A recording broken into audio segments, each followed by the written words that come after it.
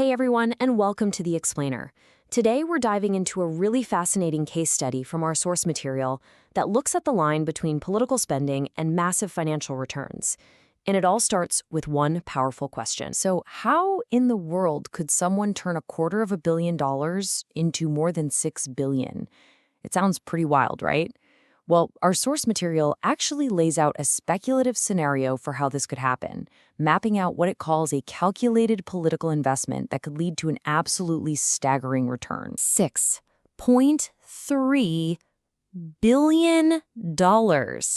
According to the scenario our source lays out, that's the total figure in federal contracts and subsidies that Musk's companies could potentially lock down in a single year, 2025. And this isn't presented as some lucky coincidence. No, the analysis argues this would be the end result of a very deliberate strategy. To even begin to understand a number that big, we have to rewind and look at the first domino. The story really kicks off with a massive bet on the 2024 presidential election, a reported $250 million effort to fuel a political machine. Now, this reported strategy wasn't as simple as just writing a check. It was a multi-pronged approach. First, funneling over $250 million into PACs, the organizations that pool campaign donations. Second, using the huge megaphone of his platform, X, to amplify a specific message to his 220 million followers.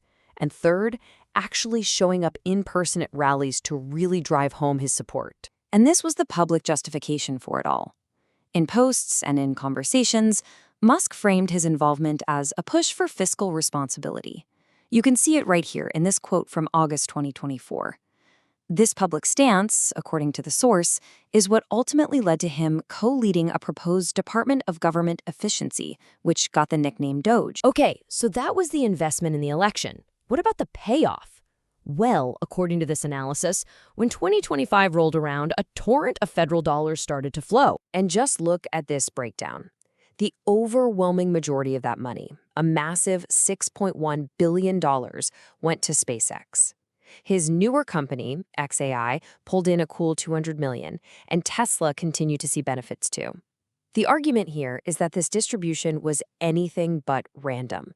It was incredibly targeted. Let's get into the nitty-gritty of the specific wins that are reported in this scenario.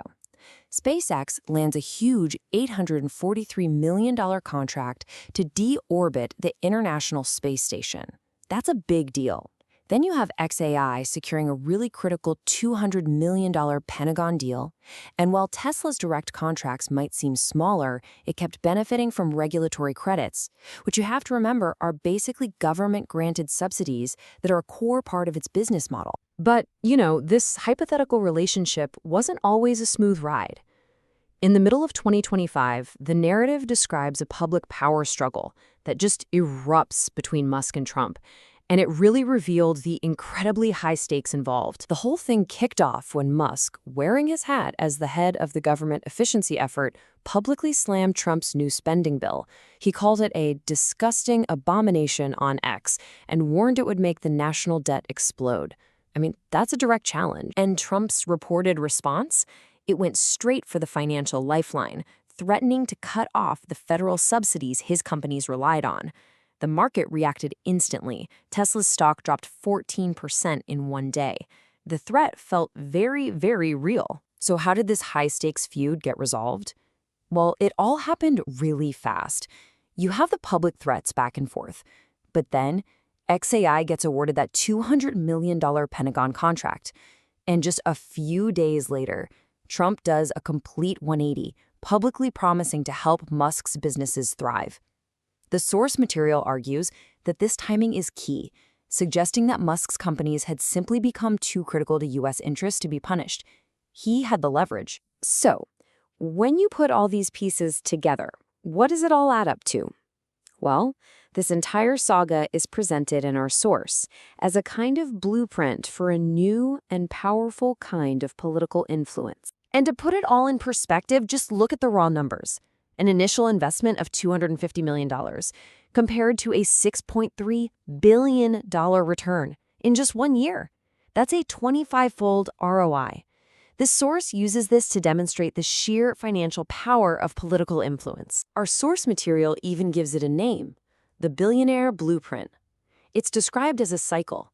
You use personal wealth to influence an election, which gets you a position to shape policy, which in turn allows you to secure federal returns that directly benefit your own companies. It's a closed loop. So why does any of this matter?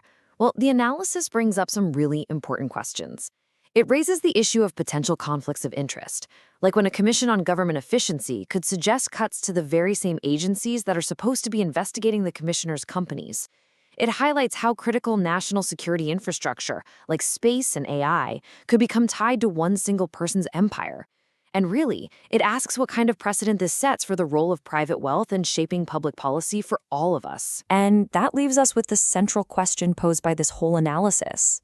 Is this kind of blueprint a masterclass in financial leverage, just a brilliant business strategy? Or does it represent a fundamental threat to the integrity of public policy? It's a complicated question, and it's definitely one worth thinking about. Thanks for joining us on The Explainer.